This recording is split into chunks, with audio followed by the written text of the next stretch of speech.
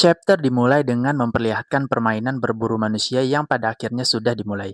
Hadiah utama sudah diperlihatkan yaitu mantan permasyuri kuja Sakuyaku, beserta dengan hadiah tambahan yang mereka letakkan di panggung. Di mana adanya peti hadiah berjumlah 9 kotak yang akan jadi perebutan bagi siapapun yang bisa untuk memenangkan turnamen mengerikan tersebut. Pembawa acara di sana pun berkata bahwa saksikanlah mereka yang ditampilkan di panggung tersebut. Mereka adalah klan Devi yang dimana mereka semua garis keturunan yang menjijikan. Klan yang telah dibenci sejak zaman leluhur hingga tak seorang pun bisa mencoba untuk menyukai mereka. Di sini kita melihat para Tenryubito dengan sangat mendesak harus menghancurkan klan tersebut, di mana itu pun akan tercatat dalam sejarah dunia. Ini mereka lakukan karena manusia-manusia tersebut terlalu berbahaya untuk dibiarkan hidup, karena mereka juga masuk ke dalam keturunan ras Buccaneer. Jadi pemerintah wajib untuk memutus garis keturunan mereka. Di sana juga kita melihat bagaimana Teach kecil beserta dengan ibunya yang terlihat sangat ketakutan akan peristiwa ini.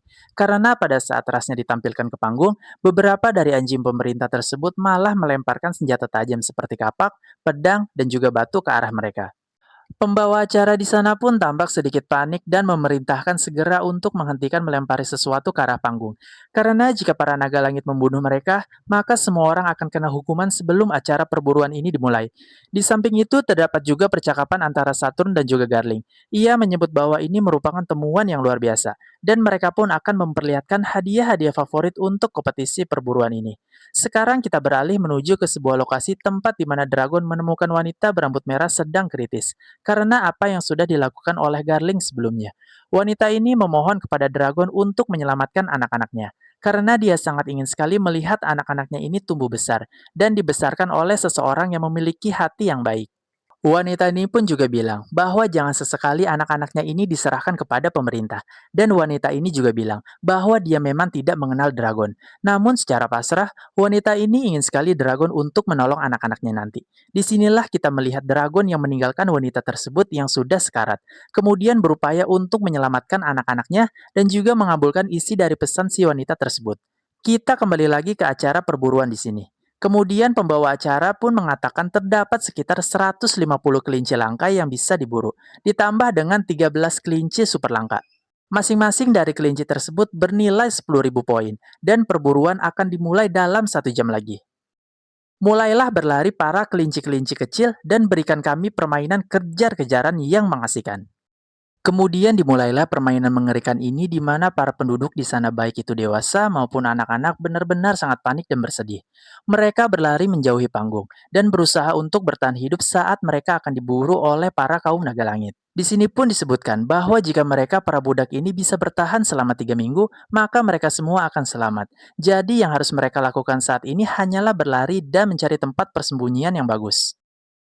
Kita pun melihat bahwa para babi-babi ini mulai melakukan perburuan dengan membawa senjata api beserta dengan tunggangan mereka. Beberapa budak terlihat bersembunyi di bongkahan batu yang besar. Itu pun dilihat oleh Tenryubito yang kemudian mereka bertiga pun langsung ditembak.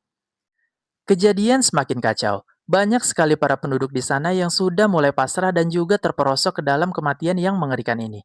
Di tempat yang lain, kita melihat adanya siaran langsung yang sedang berlangsung di rumah dari para dewa yaitu Tanah Suci Marijoa.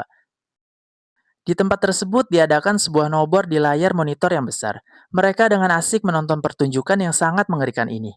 Dan di sana disebutkan bahwa keluarga Vigarland masih memimpin klasemen sementara dalam perburuan manusia ini. Namun ada beberapa keluarga yaitu keluarga Bafiti dan juga keluarga Manmeyer yang terus mengejar di belakangnya. Panel berikutnya memperlihatkan para kesatria suci yang mengejar mangsanya, dan kemudian langsung mengeksekusi mereka, di mana di antara para kesatria suci itu adalah Garling, Gunko, dan juga Sommer. Di sini pun dijelaskan, ada beberapa naga langit yang membuat taruhan mereka, dan keluarga Shepard unggul atas kompetisi klan, sedangkan Gunko untuk kompetisi perorangan. Menariknya kita melihat bahwa kesatria Gunko adalah satu-satunya kesatria yang dikenal sebagai pedang dewa. Di samping itu, kita masih melihat hadiah utama turnamen ini, yaitu Sakuyaku yang masih dalam keadaan cemas akan nasibnya. Panel selanjutnya memperlihatkan kebengisan dari Sensomer yang membantai anak-anak dan juga orang tua mereka dengan buah iblisnya. Terlihat juga Dragon yang terlambat datang dan melihat beberapa budak yang sudah tewas. Dan di sini kita melihat hati nurani dari Dragon, yang benar-benar sangat bersedih melihat tentang apa yang sudah ada di depan matanya saat ini. Disinilah kita melihat adanya seorang naga langit yang mencium keberadaan dari Bartolomeo Kuma. Di sini Kuma memang menjadi target tertinggi dengan nilai 10.000 poin yang terpasang di simbol target belakang bajunya. Hal ini pun tak disia-siakan oleh si naga langit tersebut untuk langsung menembaknya. Namun Kuma beruntung. Tepat pada waktunya, Dragon pun berhasil untuk menyelamatkan Kuma dengan langsung menembak naga langit tersebut dengan sekali tembak. Kemudian kita beralih ke sisi pantai di pulau tersebut. Disinilah terlihat bajak laut Rox yang secara tiba-tiba mendarat dan berlabuh di pulau lembah dewa ini. Panel Epic pun memperlihatkan mereka yang sudah tiba secara lengkap. Dan di sini Rox bilang bahwa para kaum naga langit yang sudah menyandera Sakuyaku di sini. Dan selain itu, terdapat juga banyak harta karun yang dipersembahkan termasuk beberapa buah iblis. Sebaiknya kita jangan saling bunuh dulu di sini, dan kita harus bekerja sama. Kemudian kita akan membagi hartanya begitu kembali, dan sebaiknya kalian jangan mengeluh. Di sini kita melihat beberapa respon dari semua kru bajak laut Rox tentang pendapat mereka masing-masing seputar invasinya. Di sisi yang lainnya, para marinir pun mencoba untuk menembaki kapal milik Rox. Namun kemudian dengan sangat gagahnya, kapal bajak laut Rox malah menabrak semua kapal yang berada di depannya. Para kaum naga langit yang mendengar bahwa ada bajak laut yang sudah berlabuh di pulau tersebut pun protes kepada marinir tentang apa yang terjadi, dan mereka sedikit panik karena hal itu. Marinir kemudian mendapat laporan bahwa pantai sebelah barat sudah menjadi zona berbahaya karena munculnya kelompok bajak laut tertentu, dan diinformasikan juga bahwa bajak laut Roger pun sudah berlabuh dan kemudian hal ini didengar oleh Dragon. Dan akhirnya Dragon pun bisa menyelamatkan dua anak yang disebutkan oleh si wanita berambut merah yang tewas sebelumnya. Para naga langit dan juga petugas marinir semuanya panik melihat ada dua bajak laut besar yang sudah berlabuh di pulau God Valley ini. Mereka bergegas untuk mengamankan para naga langit di tengah pulau dan tidak ada satupun yang benar-benar terluka dengan datangnya para bajak laut besar tersebut.